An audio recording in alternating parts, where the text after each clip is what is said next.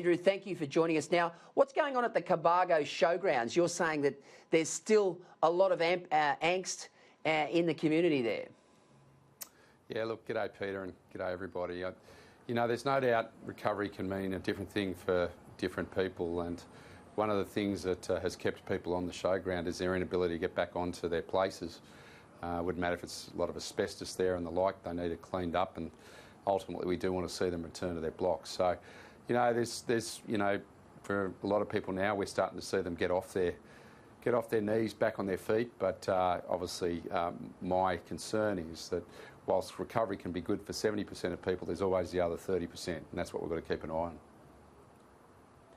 Now, this Royal Commission or this Commission of Inquiry we're going to be seeing, how important is the hazard reduction component of this particular inquiry, particularly off the back of the news poll we saw on Monday, where almost double the number of Australians thought hazard reduction had contributed to the bushfires compared to climate change?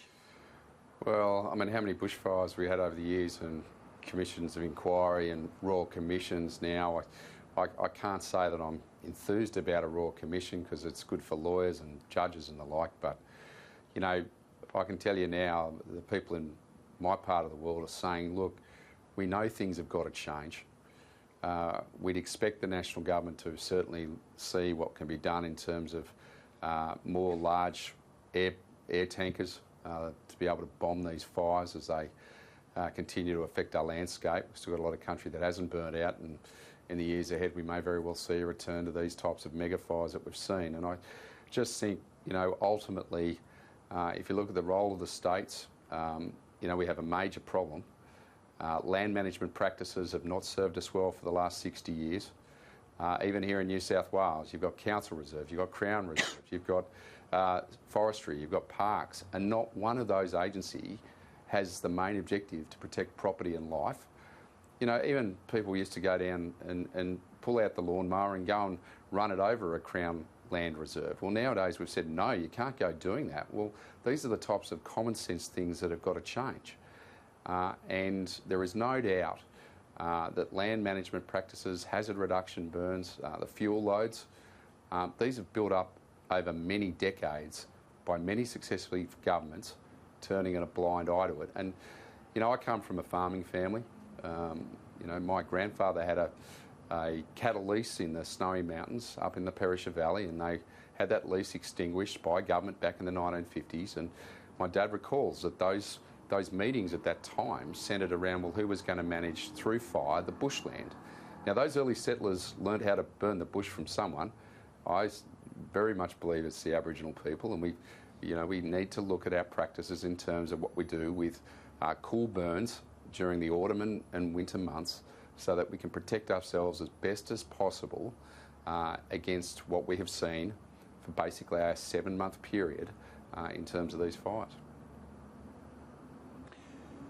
Andrew, let's put your Transport Minister hat on, and I know you've got this road summit which you're hosting, and I mean, off the back of this terrible Oatlands tragedy, obviously there's a lot of questions that have been raised about a whole plethora of laws around road safety. What are you hoping to achieve out of this?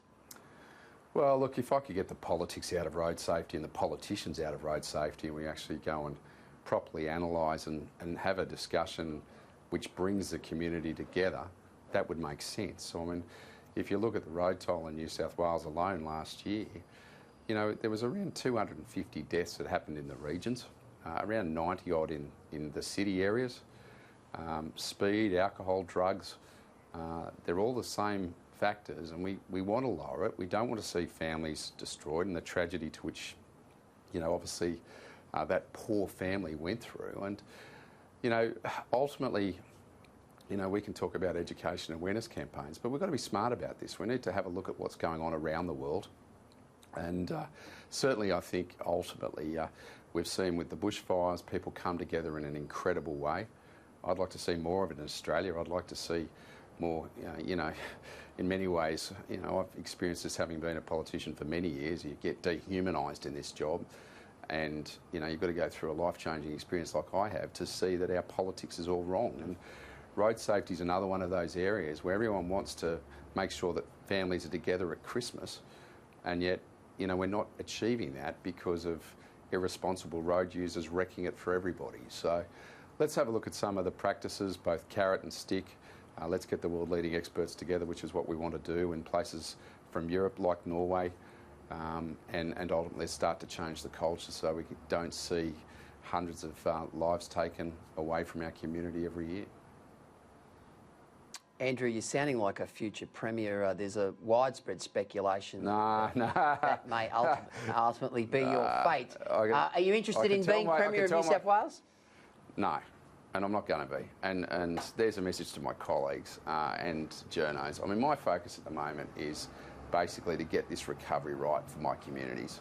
And they're hurting, Peter. Let me tell you, they are really hurting. There's a lot of anger starting to build up through the trauma. We've got people who are doing it incredibly hard. You know, people out there tonight who are trying to get back on their land, get their lives rebuilt. I couldn't give a stuff about the next political job for me. That's the last thing from my mind. And, you know, my family went through this. My community's gone through it. I want everybody to just keep coming together and make us a better country. And, you know, look, it's the furthest thing from my mind. I've had trauma myself. And it's been really hard. I shed many tears over what we saw, particularly on New Year's Eve in my community. And I've been telling this story. I mean, I think, forget the politics. This is above and beyond politics now. You know, this country has been split down the middle for too long. And, you know, regional people in particular, we have been absolutely belted.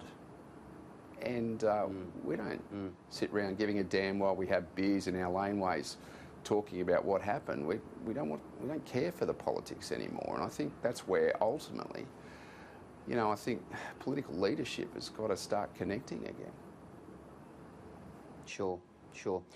Andrew, Constance, thank you for joining us tonight. Really appreciate it. That's all right, Peter.